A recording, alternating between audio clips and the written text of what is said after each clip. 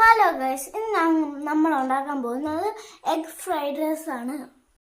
Basmati rice അരമണിക്കൂർ കൊതുക്കാനായി വെച്ചിട്ടുണ്ട്. റൈസ് കുതിർന്നിട്ടുണ്ട് ഗൈസ്. അതിനായിട്ട് നമ്മൾ ഒരു പാത്രത്തിൽ വെള്ളം എടുത്ത് വെച്ചിട്ടുണ്ട്. അത് തിളയ്ക്കാനാവുമ്പോഴേക്കും ഉപ്പും ഓയിലും ഇട്ട് കൊടുക്കുക. ഓയിൽ 4 ടേബിൾ സ്പൂൺ ആണ് നമ്മളിടുന്നത്. ഗൈസ്, നമ്മൾ അരി വേവാൻ ഇട്ടിട്ടുണ്ട്. അത് വലിയ വേവാവില്ല, അത് പെട്ടെന്ന് വേവാവും. നമ്മൾ അത് ഇച്ചിരി വേവാകുമ്പോഴേക്കും എടുക്കണേ. ഹലോ ഗൈസ്, നമ്മൾ അരി ഊട്ടി അത് വേറൊരു പാത്രത്തിൽ തണുക്കാൻ വെച്ചിട്ടുണ്ട്.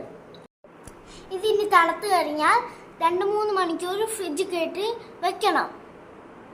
ഇത് തണുക്കുന്ന സമയത്ത് ഇനി നമുക്ക് ഇന്ന് വേണ്ട സാധനങ്ങൾ അരിഞ്ഞ് വെക്കാം.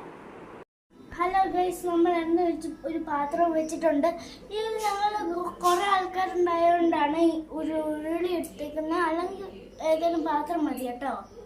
ഹലോ ഗൈസ്, നമ്മളൊരു പാത്രത്തിലോട്ട് എണ്ണ എടുത്തിട്ടുണ്ട്. അതിനകത്തോട്ട് 5 മുട്ട പൊട്ടിച്ചിടുക കേട്ടോ.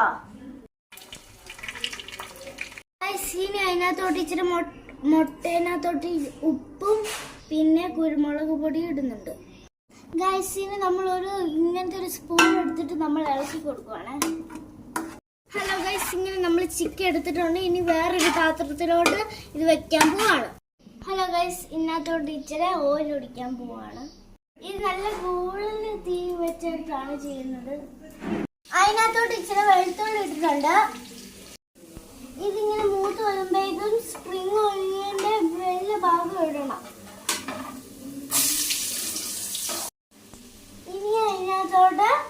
ക്യാരറ്റ് സ്പ്രിംഗ് ഇനി അതിനകത്തോട്ട് ക്യാരറ്റ്, ബീൻസ്, ക്യാബേജ് എന്നിവ ഇടണം. ഇനി അതിനകത്തോട്ട് നമ്മൾ ചിക്കൻ എടുത്ത് വെച്ച മുട്ടയിടാം. ഇനി അതിനകത്തോട്ട് റെഡ് ചില്ലി സോസും സോയാ സോസും ഇടുന്നുണ്ട്.